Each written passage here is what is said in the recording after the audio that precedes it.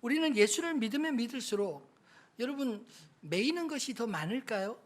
아니면 예수를 믿으면 믿을수록 더욱더 자유해질까요? 여러분의 경우는 어느 쪽이라 생각하십니까? 저는 신앙생활하면서 이상한 불균형을 보았습니다. 예수를 믿으면 믿을수록 더 여유로워지고 자유로워질 것 같은데 그렇지 못한 사람들을 주변에 참 많이 보아왔기 때문입니다. 이건 이래서 안 되고 저건 저래서 안 되고 성경이 금지하는 것들을 모르면 차라리 좀 나을 텐데 알면 알수록 해야 되는 일과 하지 말아야 하는 일들 사이에 죄책감만 쌓이지 않으시나요? 나는 그래도 열심히 지키려고 애를 쓰는데 그렇지 못한 사람들 보면 오히려 마음에 화가 나지 않습니까? 그래서 뭔가 말해줘야 될 것 같고 교정해줘야 될 것 같은 그런 책임감을 느끼지 않으시나요? 그렇다면 우리 신앙의 본질이 우리가 해야 할 일과 하지 말아야 할 일들을 가르치고 하나님은 우리가 잘하나 못하나 감시하도록 그렇게 고안된 시스템일까요? 만약 그렇게 생각하시는 분이 계시다면 저는 성경과 하나님에 대해서 우리가 대단히 큰 오해를 하고 있다라는 생각이 듭니다. 우리가 율법에 대해 불편하게 느끼는 감정은 사실은 하나님의 의도와 상관없이 율법을 해석하고 적용하는 사람들의 오해에서 비롯되었습니다.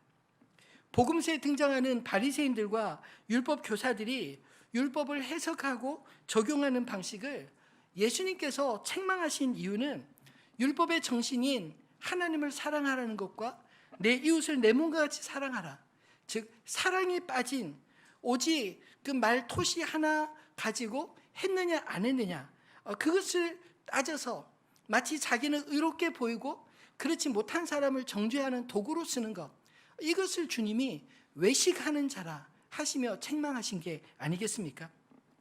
그 결과 율법은 사랑이 넘치고 정의로운 하나님의 나라를 세우려고 하는 의도와 달리 율법의 조문 토시 하나로 서로 물고 뜯는 완고한 공동체, 하나님의 아들 예수 그리스도까지 배척하는 불의한 종교 집단이 되고 말았습니다. 그래서 신약 성경을 알고 있는 우리는 율법에 대해 왠지 저항감이 있지 않으시나요? 하지만 우리가 성경을 읽을 때 구약은 틀리고 신약은 맞다 이런 식으로 접근해서는 안 될 것입니다. 왜냐하면 성경은 우리 인간의 죄성이 어떻게 하나님의 본심을 왜곡할 수 있는지 잘 보여주므로 오히려 믿음의 선배들과 같은 시행착오를 피할 수 있게 해주고 있기 때문입니다. 그리고 하나님 앞에서 우리가 구약의 율법이든 신약의 복음이든 하나님 앞에 우리를 더욱더 주님 앞에 나아가게 하며 우리의 구원이 전적으로 오직 하나님의 은혜에 달려있음을 깨닫게 되는 도구가 바로 율법과 복음이 아닐까요? 오늘 우리가 읽은 로마서 14장 역시 고린도 교회에서 로마 교회를 향해 편지를 쓰고 있는 사도 바울은 이미 고린도 교회가 겪고 있는 그 문제들이 이 로마 교회에 일어나지 않기를 바라는 마음에서 교회 안의 갈등들, 성도들 간의 갈등을 예방하기 위해 오늘 이 이야기를 하고 있습니다. 신앙인으로 우리가 살면서 예민하게 반응하는 문제들 있지 않나요? 보통 옳고 그름에 대한 문제 어떻게 생각해야 하는지 오늘 이 말씀들을 통해서 깨닫게 되는 은혜가 있기를 소원합니다. 그 당시에 고린도 교회뿐만 아니라 초대교회 성도들 사이에 일어났던 분쟁들은 대부분 구약의 전통에 매여 있다가 예수를 믿게 된 유대 그리스도인들과 그리고 헬라 전통, 비유대 전통에 매여 있다가 그리스도를 영접하여 주께로 돌아온 사람들이 사이에 문제였습니다.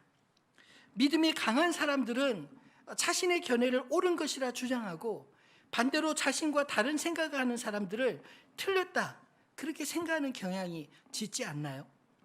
바울은 이처럼 믿음이 강한 자와 약한 자들 사이에 벌어지는 갈등들이 사실은 하나님 나라와 복음 때문이 아니라 그들이 과거로부터 익숙해져 온 전통과 신념 때문인 것을 지적하고 있습니다.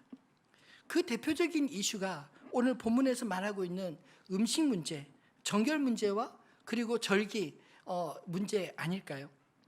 어떤 사람들은 거리 시장에서 파는 고기를 사 먹는 것에 아무런 문제가 되지 않는 반면, 어떤 사람들은 그 고기들이 그 우상 제물에게 제사 드린 고기인지 아닌지, 우상 제물에 제사를 드려봤던 사람들에게는 그 시장에 파는 고기들이 자유롭지 못했습니다.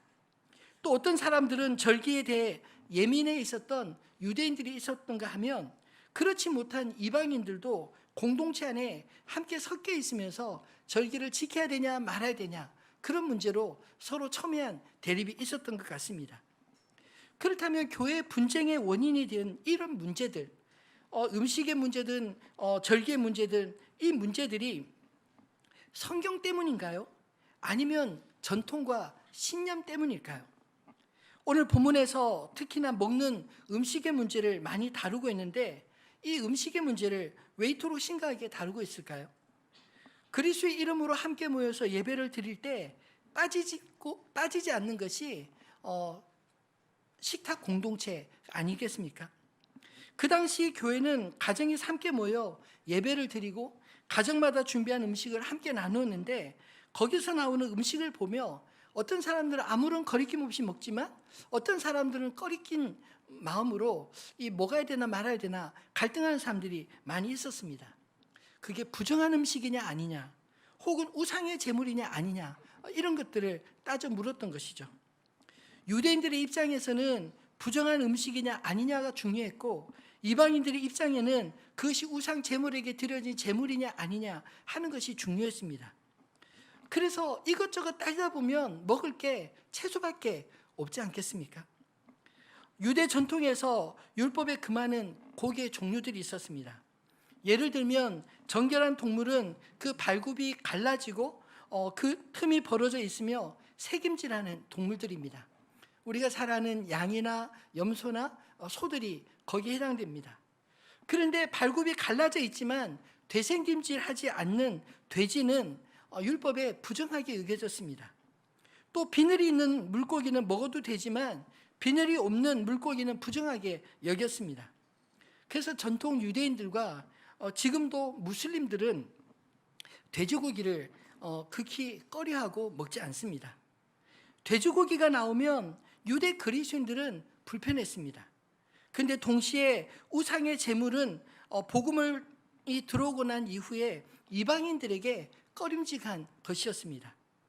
그들은 전통적으로 우상에게 제물을 드리고 난 후에 집에서 고기를 먹거나 시장에서 팔았기 때문에 시장에서 파는 대부분의 고기들은 우상 제물일 경우가 많았기 때문입니다. 그래서 고기 반찬이 나오면 우리 같으면 기뻐야 될 것 같은데, 이 고기가 우상 제물이냐 아니냐, 정하냐 부정하냐, 그래서 찝찝했던 것 같습니다. 믿음이 강한 유대인들의 입장에서는 우상은 원래 인간이 만든 허상이므로 우상 제물에 대해서 담대했습니다. 사도 바울도 그렇게 말하고 있지 않나요? 어려서부터 그런 환경에 자란 이방인들의 입장에서는 우상에게 바쳐진 고기들을 보면 예전에 우상에 절하던 습관이 떠올라 불편했던 것 같습니다. 그래서 3절에 바울은 먹는 자는 먹지 않는 자를 업신여기지 말고 먹지 않는 자는 먹는 자를 비판하지 말라라고 말합니다. 왜요? 이는 하나님이 그를 받으셨기 때문이라 말씀합니다. 이미 그를 구원하신 하나님이 그가 고기를 먹느냐 안 먹느냐 이것 때문에 구원을 취소하실까요? 우리의 자유가 믿음이 약한 형제를 흔드는 것은 옳지 않습니다. 다른 성도들의 믿음이 흔들렸는데도 자신의 자유만 고집하는 건 역시 악한 일이지 않나요? 만약 이것이 누군가를 넘어뜨린다면 바울은 그를 위하여 나의 자유를 스스로 제한할 수 있다, 이것을 덕이라고 말합니다. 고린도전서 10장 23절로 24절, 31절로 32절의 말씀이 그런 내용입니다. 같은 맥락인데 같이 읽어볼까요? 모든 것이 가하나 모든 것이 유익한 것이 아니요 모든 것이 가하나 모든 것이 덕을 세우는 것은 아니니 누구든지 자기 유익을 구하지 말고 남의 유익을 구하라. 그런즉 너희가 먹든지 마시든지 무엇을 하든지 다 하나님의 영광을 위하여 하라. 유대인에게나 헬라인에게나 하나님의 교회에나 거치는 자가 되지 말고. 아멘. 사실 바울의 입장에서는 우상 제물이 별 문제가 되지 않았습니다. 그런데 우상 제물에 유독 민감한 사람들 앞에서는 사도 바울이 일부러 그 음식을 먹지 않겠다라고 말을 하는 것입니다. 왜냐하면 자기를 위해서가 아니라 그의 양심을 위해서 그렇게 한다는 것이죠. 여러분, 믿음이 강하다는 게 무엇을 의미합니까? 자신의 믿음으로 다른 사람을 꼭 이겨야 되는 것, 그것이 믿음이 강한 것일까요? 마치 다른 사람의 유익을 구하며 양보하거나 기다리는 것은 그 사람에게 믿음으로 지는 것을 말합니까? 여러분, 중요한 것은 우리의 행동의 동기가 나를 위하여인지 하나님의 영광을 위하여인지 물어봐야 하지 않을까요? 그런 의미에서 우리는 진지하게 우리가 무엇을 믿는지 돌아봐야 할 것입니다.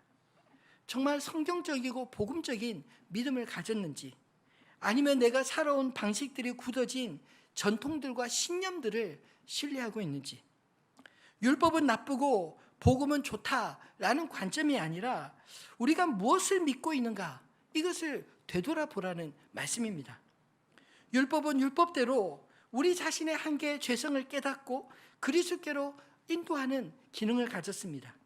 그리고 복음은 그리스도 예수 안에서 십자가로 말미암아 우리의 죄를 다 씻어주신 그 구속에 대한 말씀을 하고 있습니다. 그래서 복음은 그리스도 안에 우리의 영혼을 자유케 하는 능력이라 말하지 않나요? 그래서 복음은 그 자신뿐 아니라 주변의 사람들도 그리스도께로 이끌어 자유롭게 하는 것입니다. 저는 바라기는 하늘빛 우리에게 모든 성도님들이 정말 진리 안에서 자유롭게 되고 또 이것저것 얽매여 갇혀 지내는 인생들을 진리의 빛 가운데로 인도하며 사시는 모두가 되기를 주님의 이름으로 축원합니다. 우리가 복음의 사람들이라면 우리 형제를 결코 쉽게 비판할 수 없습니다. 왜 그런가요? 첫 번째로 하나님이 이미 그를 받으셨기 때문이라 말하고 있습니다. 여기서 받으셨다라는 이 헬라적 표현은 영접하다, 환영하다라는 뜻을 가지고 있습니다. 하나님이 그를 받으셨다라는 말은 하나님이 그를 이미 인정하시고 그를 환영하시고 그를 구원하셨다라는 뜻 아니겠습니까? 로마교회 성도들은 광범위하고 다양한 배경의 사람들이 모였습니다. 유대인 신자들과 이방인 신자들이 함께 섞여 있었고 심지어 노예와 주인이 함께 모여 예배를 드렸습니다. 또 어떤 이들은 부자였고 가난한 사람도 있었습니다.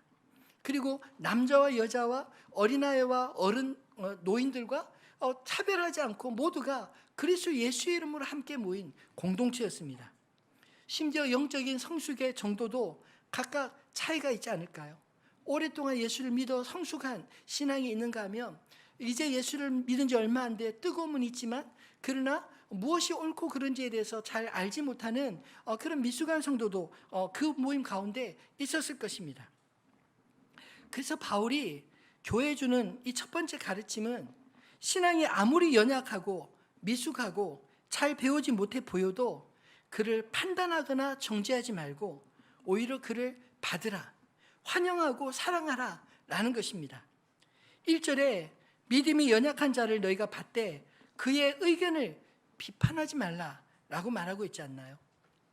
누군가 받는다라는 말, 이 용납한다라는 말은 지속적으로 성장할 그런 기회를 주지만 거부하는 것은 성장 자체를 인정하지 않고 차단하는 게 아닐까요?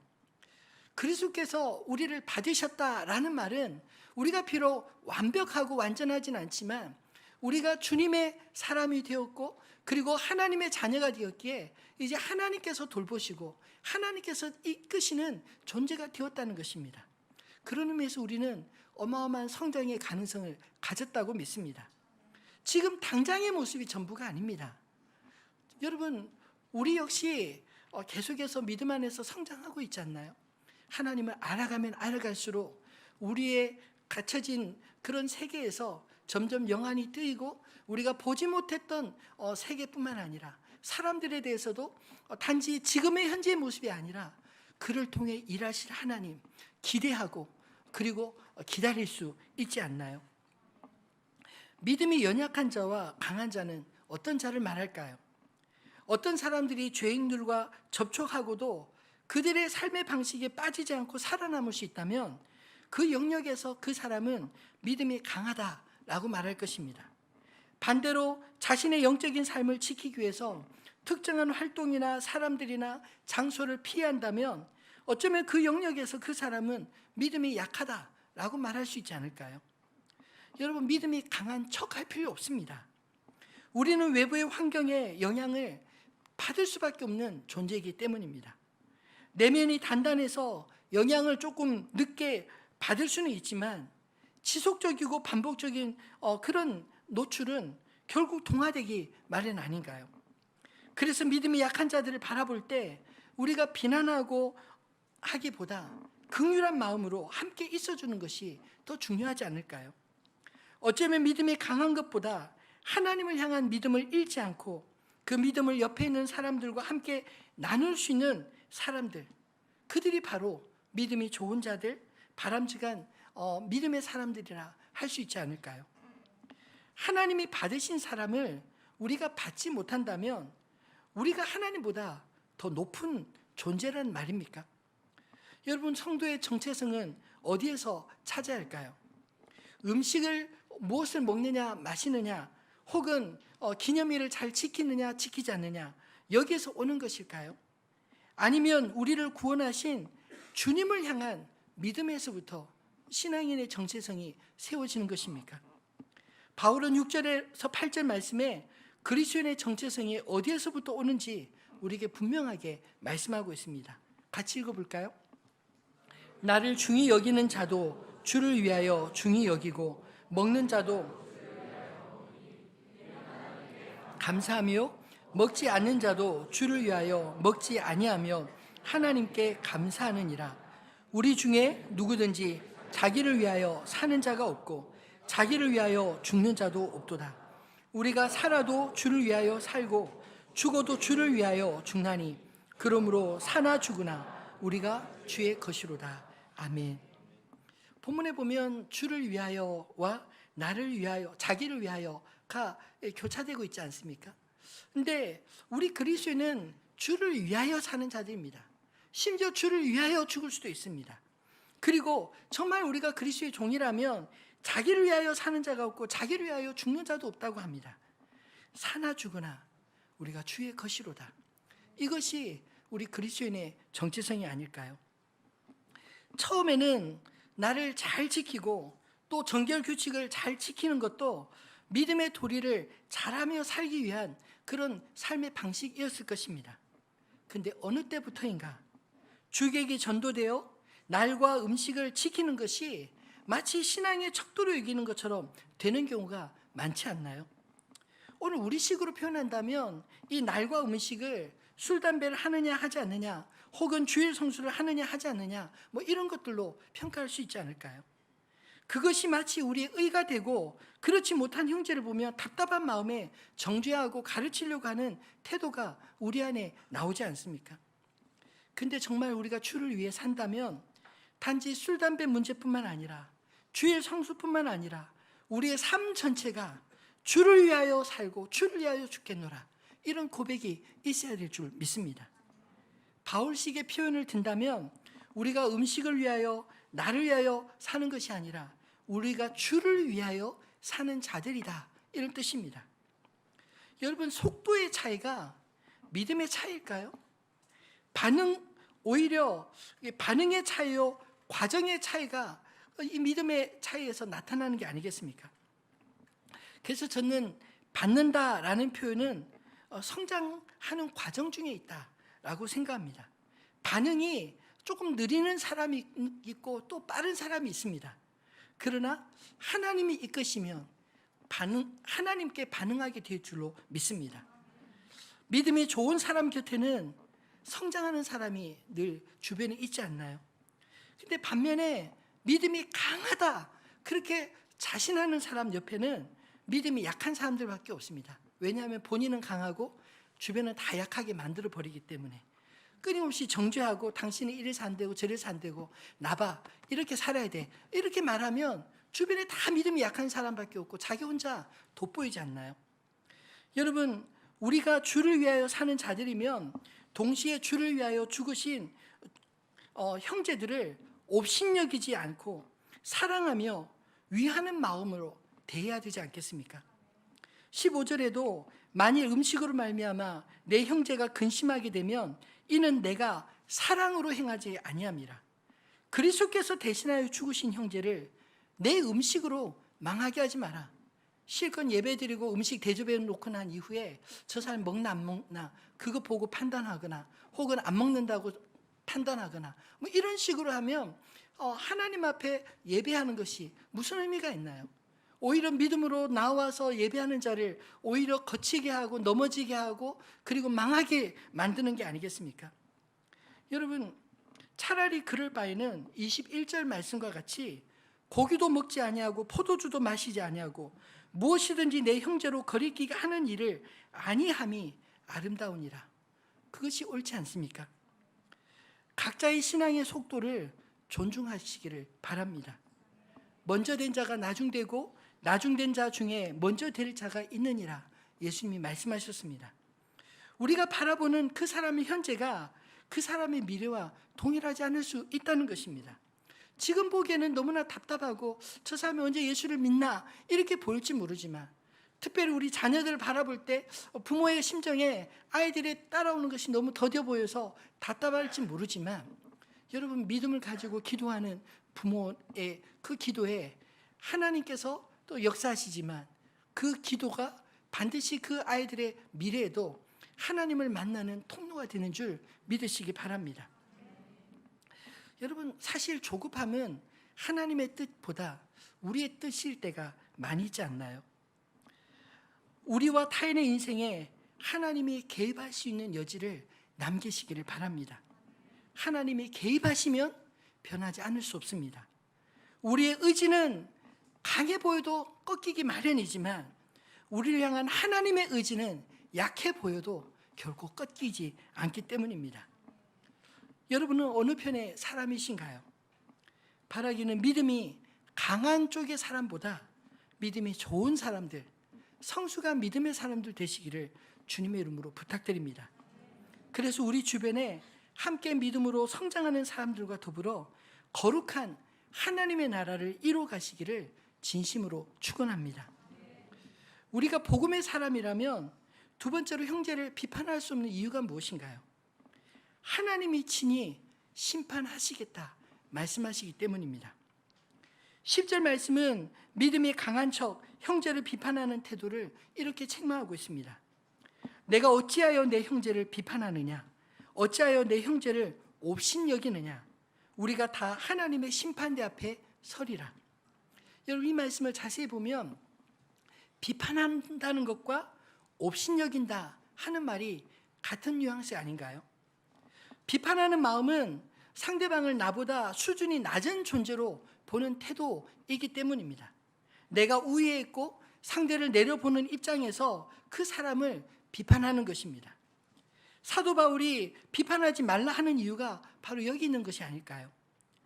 여러분, 우리가 하나님을 대신할 수 있습니까? 그것은 영적인 교만함입니다. 우리는 판단하는 자리가 아니라 하나님의 심판대 앞에 우리도 서는 자들인 것을 기억하시기 바랍니다. 바울의 이 권면은 사실 예수님께서 산상수훈을 통해 제자들에게 주신 말씀이었습니다. 마태복음 7장 1절 5절 말씀을 같이 읽어볼까요? 비판을 받지 아니하려거든 비판하지 말라. 너희가 비판하는 그 비판으로 너희가 비판을 받을 것이요 너희가 헤아리는 그 헤아림으로 너희가 헤아림을 받을 것이니라. 어찌하여 형제의 눈 속에 있는 티는 보고 내 눈 속에 있는 들보는 깨닫지 못하느냐? 보라, 내 눈 속에 들보가 있는데 어찌하여 형제에게 말하기를 나로 내 눈 속에 있는 티를 빼게 하라 하겠느냐? 외식하는 자여, 먼저 내 눈 속에서 들보를 빼어라. 밝히 보고 형제의 눈 속에서 티를 빼리라. 내 눈에 있는 들보의 기준으로 형제의 티를 판단할 수 있습니까? 저도 이 말씀 무슨 의미인지 잘 몰랐는데 제가 어린 시절을 돌아보면 제가 잘 몰랐을 때 그 고등학교 시절입니다. 제 눈에 잣대가 하나 있었던 것 같아요. 제 눈에 잣대는 제가 경험하고 제가 아는 정도의 잣대입니다. 그 잣대를 가지고 저를 판단하고 저를 헤아리면 좋은데 항상 그 잣대를 가지고 사람을 봅니다. 이 사람은 길어서 저 사람 교만해. 이 사람은 짧아서 저 사람은 연약해. 뭐 이런 식으로 판단하는 경우가 참 많았습니다. 저만의 문제인가요? 우리 눈에도 그런 잣대 하나씩 다 가지고 있지 않나요? 내가 경험했던, 내가 생각하고 판단하던 나의 신념의 문제, 나의 가치관과 기준의 문제를 가지고 사람들을 바라볼 때 더하면 더한 대로, 모자라면 모자란 대로 그렇게 늘 비판하지 않습니까? 근데 여러분 기억하십시오. 그 판단의 기준이 나에서는 안 된다는 것입니다. 왜냐하면 나는 불완전한 존재이기 때문입니다. 남을 판단하는 문제, 그 문제들이 나에게도 얼마든지 있을 수 있기 때문 아닌가요? 그렇다고 아무것도 판단하지 말라 이런 말은 아닙니다. 무슨 말이냐면 마태복음 18장에 또 교회 안에 그 어떤 죄의 문제가 있는 형제를 보거든 조용히 가서 그 사람과만 가서 권면하고 그 사람의 말도 듣지 않거든 두세 사람을 데려가서 권면하고 그 두세 사람의 말도 듣지 않거든 교회 말하고 교회 말도 듣지 않거든 이방인과 같이 여기라 하신 말씀이 있지 않나요? 왜냐하면 교회 공동체를 위해서 옳고 그름에 대해서 또 성경적인 원리를 가지고 말해야 될 이유는 있습니다. 다만 그것이 그를 향한 사랑의 마음 때문인지 아니면 나의 의를 나타내고 그 사람을 무시하기 때문인지 우리 자신이 잘 알지 않나요? 여러분 용기가 있어야 말도 할 수 있습니다. 근데 용기 없어도 뒤에 가서 말하는 것은 그 사람을 위해서가 아니라 그 사람을 모욕을 주기 위한 말들이 아닌가요? 하나님이 친히 심판하시겠다. 이 말씀은 우리로 하여금 하나님을 대신해서 심판하지 마라 하시는 뜻입니다. 판단하는 입장에서 내가 하나님 입장이 되지 말라는 뜻인 거죠. 4절 말씀에 보면 재미있는 말씀이 기록되어 있습니다. 남의 하인을 비판하는 너는 누구냐? 그가 서 있는 것이나 넘어지는 것이 자기 주인에게 있음에 그가 세움을 받으리니 이는 그를 세우시는 권능이 주께 있음이라. 무슨 말인가요? 남의 하인을 비판한다라는 말은 사실 동일한 그리스도인들끼리 하는 소리입니다. 그리스도인을 우리가 주의 종이라고 말하지 않나요? 그를 욕하고 비판하는 것은 그의 주인 곧 그리스도를 욕하고 비판하는 것과 같다는 것입니다. 여러분 그의 종을 판단하는 것 그건 누구의 영역인가요? 주님의 영역입니다. 그의 주인의 영역이기에 우리가 쉽게 판단하고 정죄하기보다 하나님 앞에 그들을 맡기고 또 기다리고 또 하나님 앞에 사랑으로 기도하고 그를 찾아가서 또 꼭 해줘야 될 말이 있다면 진심으로 사랑하는 마음으로 해줘야 하지 않을까요? 하나님이 심판하신다는 것은 당하는 입장에서 내가 만약 억울하게 오해를 당하고 그 억울하게 비난을 당할 때 그 입장에서 억울해도 참고 기다리라 하는 말씀이 아닐까요? 왜냐하면 그 나만 아는 게 아니라 하나님도 아시기 때문입니다. 하나님이 판단하실 것이기 때문입니다. 여러분 초대교회 성도들이 얼마나 억울했을까요? 예수를 믿는 이유 때문에 쫓겨당하고 그리고 그 재산을 탈취당하기도 하고 심지어는 목숨을 잃기도 하는 그런 억울한 일들을 수도 없이 겪지 않았나요? 그런데 그들이 이길 수 있는 이유는 무엇이었을까요? 하나님이 오신다, 심판하신다, 하나님이 판단하실 것이다 이런 믿음이 있었습니다. 그래서 마라나타 아멘 주 예수여 어서 오시옵소서 그렇게 기다렸던 게 아닐까요? 여러분 온전히 판단하실 주님은 살아 계십니다. 오늘 11절과 12절 말씀을 같이 읽어볼까요? 기록되었으되 주께서 이르시되 내가 살았노니 모든 무릎이 내게 꿇을 것이요 모든 혀가 하나님께 자백하리라 하였느니라. 이러므로 우리 각 사람이 자기 일을 하나님께 짓고 하리라. 아멘. 내가 살았노니. 여러분, 우리가 판단의 자리로 하나님의 자리를 자꾸 침범하는 이유가 무엇인가요? 하나님을 머리의 개념으로만 알고 실제로는 박제된 하나님으로 우리 인생에 아무런 영향력을 미칠 수 없는 그런 분으로 여기기 때문에 우리가 자꾸만 하나님의 자리를 침범하는 게 아닙니까? 여러분, 하나님은 살아계십니다. 하나님은 전지하시고 전능하십니다. 모든 것을 다 하실 뿐만 아니라 모든 것을 다 하실 수 있는 분이십니다. 하나님이 만약 빨리 심판하지 않으신다면 그것은 하나님이 개입하실 최적의 시간을 기다리고 계신 것입니다. 정말이지 우리에게 믿음이 있다면 하나님의 시간을 기다릴 수 있는 줄 믿습니다. 비록 나의 시간은 다하여도 하나님의 시간은 다함이 없기에 하나님의 갚으심을 믿고 신뢰하는 것이 진정한 믿음이 아닐까요? 여러분, 하나님의 심판 두려우신가요? 아니면 기다려지십니까? 악인에는 하나님의 심판이 두려움일 것입니다. 그러나 의인에게는 하나님의 심판, 하나님의 공의의 판단을 기다리게 될 것입니다. 바라기는 저와 여러분이 하나님의 이 심판이 두려움이 아니라 주여 어서 오시옵소서, 우리가 하나님을 믿음으로 신뢰함으로 우리의 의지가 세상의 의지에 꺾이지 않고 믿음의 삶을 지켰을 때 그 믿음을 반드시 인정하실 하나님 앞에, 세상은 인정하지 못하고 세상을 알아주지 않는다 할지라도 하나님이 아시고 하나님이 나의 믿음을 써주실 거라는 그 믿음으로 반응하는 저와 여러분 되시기를 주님의 이름으로 축원합니다. 말씀을 맺겠습니다. 여러분, 우리가 무엇을 하든지 그 동기를 주목해야 할 것입니다. 오늘 본문에 보면 무엇을 하든지 사랑과 믿음으로 행동하라 라고 말을 합니다. 하나님 나라 백성의 삶의 원리가 바로 사랑이요 믿음이기 때문입니다. 오늘 본문 15절과 23절에 바로 이 사랑과 믿음에 대한 이야기를 하지 않나요? 같이 한번 읽어보겠습니다. 만일 음식으로 말미암아 내 형제가 근심하게 되면 이는 내가 사랑으로 행하지 아니함이라. 그리스도께서 대신하여 죽으신 형제를 내 음식으로 망하게 하지 마라. 먹는 자는 정죄되었나니 이는 믿음을 따라 하지 아니하였기 때문이라. 믿음을 따라 하지 아니하는 것은 다 죄니라. 음식으로 형제를 근심하게 하면 그 동기가 사랑으로 하지 않은 것 때문이라고 말합니다. 또 의심하고 먹는 자는 정죄되었나니 왜냐하면 믿음을 따라 하지 아니하였기 때문이라 말하지 않나요? 바울은 판단하는 자들을 향해서 제기하고 있는 이 문제는 그들 안에 사랑이 있느냐, 믿음이 있느냐, 이것을 본다는 것입니다.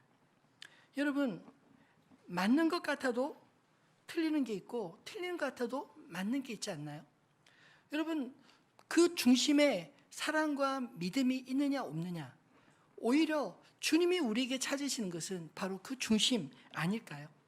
토시대로 했느냐 안 했느냐, 이게 옳으냐 틀리냐, 이 문제가 아니라 오히려 그 중심에 사랑으로 행하느냐 하지 않느냐, 그 안에 믿음이 있느냐 믿음이 없어 불안해하고 두려워하기 때문에 그 두려움과 불안의 반영으로 사람들을 들을 볶느냐, 이런 문제들 아닌가요? 사랑은 상대방을 향한 배려로 나타납니다. 그리고 믿음은 상대방이 성장하기까지 기다릴 수 있는 여유를 가져다 주지 않나요? 우리는 상대가 주님 안에 있다는 그 믿음을 가질 때 그를 만들어 가시는 주님을 신뢰함으로 여유를 갖게 될 줄로 믿습니다. 우리 육적 가족, 배우자나 우리 자녀들을 향해서도 우리가 이런 사랑과 믿음으로 행해야 되지 않을까요?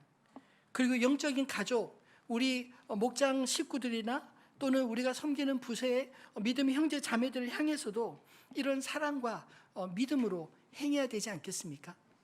여러분, 사랑과 믿음이 없을 때 우리에게 나타나는 증상, 오늘 성경에서 말하는 것처럼 비난하고 비판하는 것으로 나타날 것입니다. 그러나 사랑과 믿음이 있을 때 우리에게서 나타나는 반응은 용납하는, 하나님 주님이 받으신 것처럼 우리도 받고, 그리고 그를 향하여 덕을 세우는 일에 오히려 더욱 힘쓰지 않겠습니까? 오늘 14절 말씀에 보면 내가 주 예수 안에서 알고 확신하노니 무엇이든지 스스로 속된 것이 없으되 다만 속되게 여기는 그 사람에게는 속되니라. 이렇게 말씀하십니다. 기준이 잘못되면 모든 것이 잘못 보일 뿐입니다. 속되다 정의하느냐 그렇지 않느냐에 따라서 그것이 어떤 사람에게는 속되게 보이고 어떤 사람에게는 속되게 않게 보일 수 있다는 것이죠. 여러분, 신앙의 문제로 평가하고 판단하는 그 기준이 어디에서부터 온 것입니까? 주님에게로부터 온 것입니까? 아니면 앞에서 말씀드린 것처럼 관습과 문화와 그리고 전통에서 온 것인가요? 아니, 내 안에 이기적인 욕망에서 온 것입니까? 믿음은 바라는 것들이 실상이요 보이지 않는 것들의 증거니라고 말씀하십니다. 여러분, 우리의 믿음이, 우리의 안목이 믿음으로 바뀌어지기를 주님의 이름으로 축원합니다. 우리가 정말로 믿고 신뢰하면 그 믿음에 하나님이 반응합니다. 사람도 우리가 하나님을 신뢰함으로 그를 믿어주면 하나님께서 그를 통해서 하나님을 변화시켜 나갈 줄로 믿습니다. 그러면 우리의 과거와 현재와 미래에도 하나님이 함께 하시는 것을, 하나님이 함께 하셨고 지금도 함께 하시고 앞으로 함께 하실 것이 보이지 않나요? 하나님의 나라는 먹고 마시는 것과 아무런 상관이 없습니다. 17절에도 하나님의 나라는 먹고 마시는 것이 아니요 오직 성령 안에 있는 의와 평강과 희락이라 말씀하고 있지 않나요? 거리끼는 것에 관한 이 논쟁은 결코 교회의 하나님과 올바른 관계, 그리고 화평, 동료 그리스도인과의 연합, 그리고 희락, 우리 영적인 깊은 만족에 도움이 되지 않습니다. 여러분, 의와 화평과 희락이 먹고 마시는 것보다 더 중요한 것 아닌가요? 바라기는 내가 거리끼게 생각하는 것과 삶의 방식을 타인에게 강요하기보다 오히려 그리스도를 믿고 그를 사랑함으로 하나님의 기쁨을 나누는 저 여러분 되기를 소망합니다. 그러면 신앙의 본질에 한 걸음 더 나아가 우리가 성령 안에 하나님과 온전한 올바른 관계가 이루어지며 그리고 동료 그리스도인들과 믿음의 공동체를 아름답게 이루고 그리고 하나님이 주시는 하늘의 기쁨을 영원히 잃지 않는 저 여러분이 될 줄로 믿습니다.